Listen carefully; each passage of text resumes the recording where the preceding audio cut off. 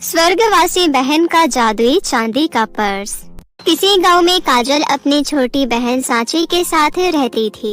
दोनों के माता पिता की मृत्यु बहुत पहले ही हो गई थी, जिसके बाद से काजल अमीर घर में झाड़ू पोछा करके अपने घर का गुजारा करती थी और सांची को स्कूल पढ़ने भी भेजती थी।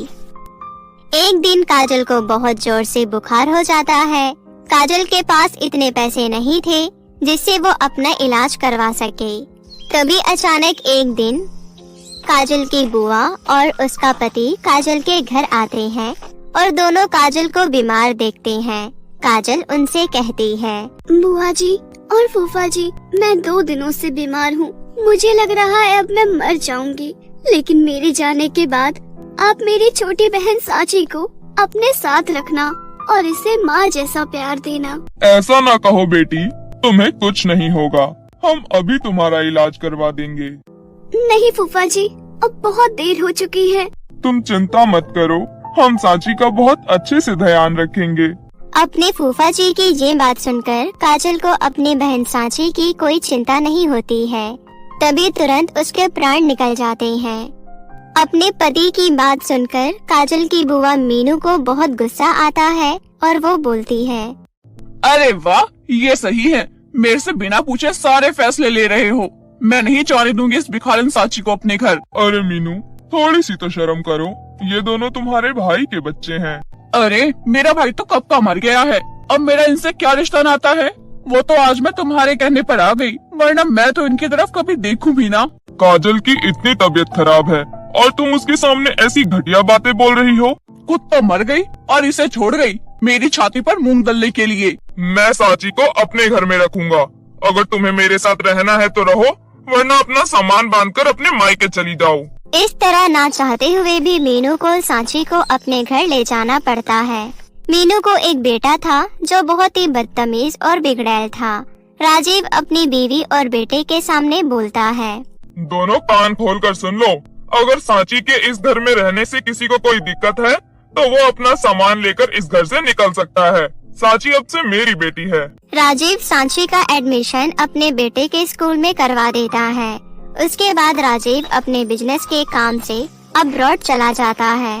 राजीव के अब्रॉड जाने से मीनू बहुत खुश हो जाती है, क्योंकि अब उसे सांची को तंग करने का मौका मिल गया था।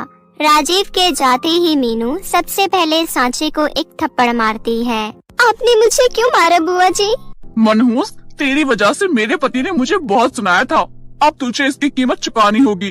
घर का सारा काम तू ही करेगी और हाँ, स्कूल जाने की कोई जरूरत नहीं है। लेकिन बुआ जी, अभी तो मैं बहुत छोटी हूँ, मैं इतना सारा काम अकेले कैसे कर पाऊंगी? तभी मीनू का बेटा अर्जुन कहता है, अरे बढ़िया ही काम नहीं करेगी, खाने में तो 4 रोटी अकेले खा जाएगी। कब खाई मैंने 4 रोटी? आप भी खाते हो 4 रोटी? मेरा तो 2 में ही पेट भर जाता है। ओहो, देखो तो माँ मेरे से जुबान लड़ा रही है। हम तेरे को 4 रोटी देते नहीं हैं, वरना अगर हम तुझे दे देना तो तू आराम से खा लेगी। आप चुप रहो, आपसे किसी ने नहीं पूछा है। तभी मीनू फिर से सांची को एक थप्पड़ मारती है। बड़ी आई है मेरे बेटे से जुबान लड़ाने वाली। इस घर की नौकरानी है तो नौकरानी की हैसियत में रहे। उस दिन के बाद से दोनों माँ बेटे सांची को परेशान करना शुरू कर देते हैं।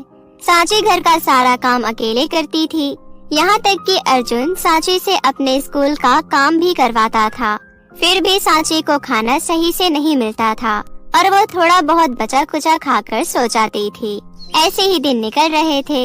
एक दिन मीनू सांची से कहती है, अरे ओ मनहूस, आज मेरा कुएं का पानी पीने का मन कर रहा है, इसलिए जा और कुएं से पानी भर कर ला। और हाँ, अगर समय से घर नहीं आई तो तेरी हड्डियाँ तोड़ दूंगी। सांची कुएं से पानी भरने जाती है, तभी गलती से सांची के हाथ से मटका गिरकर टूट जाता है। हे भगवान, ये क्या हो गया? अब तो बुआ जी मेरी बहुत पिटाई करेगी। अब मैं उन्हें क्या जवाब दूंगी? न ही मैं पानी भर पाई और मटका भी टूट गया। आज तो वो मेरी जान ही ले लेगी। सांची रोते हुए घर जाती है। आ गई मनहूस, मटका कहीं नजर नहीं आ रहा है। बुआ जी, मेरा पैर फिसल गया और मटका गिरकर टूट गया। सांची के इतना कहते ही मीनू आग बबूला हो जाती है और पहले तो सांची की खूब पिटाई करती है और उसके बाद बोलती है, तुझे मैंने अपने घर में नुकसान करने के लिए रखा है ना। एक तो तेरी बहन तुझे हमारे सिर पर पटक कर मर गई और ऊपर से तू मेरा नुकसान करने में लगी हुई है। मेरे से गलती हो गई, अब मैं आगे से नहीं करूँगी। तूने तो मेरा एक मटका तोड़ा है, इसके बदले तुझे आज खाना नहीं मिलेगा। सांची बहुत रोती है और अपनी बहन की फोटो लेकर जंगल में एक पेड़ के नीचे जाकर बैठ जाती है। दीदी, आपके जाने के बाद से मैं यहाँ बहुत परेशानी से रह रही हूँ। अच्छा होता कि मैं भी आपके साथ ये पापी दुनिया छोड़कर चली जाती। बुआ जी मुझे बहुत मारती है और खाना भी नहीं देती। अब मैं नहीं रह सकती। तभी सांची की बहन की तस्वीर से आवाज आती है।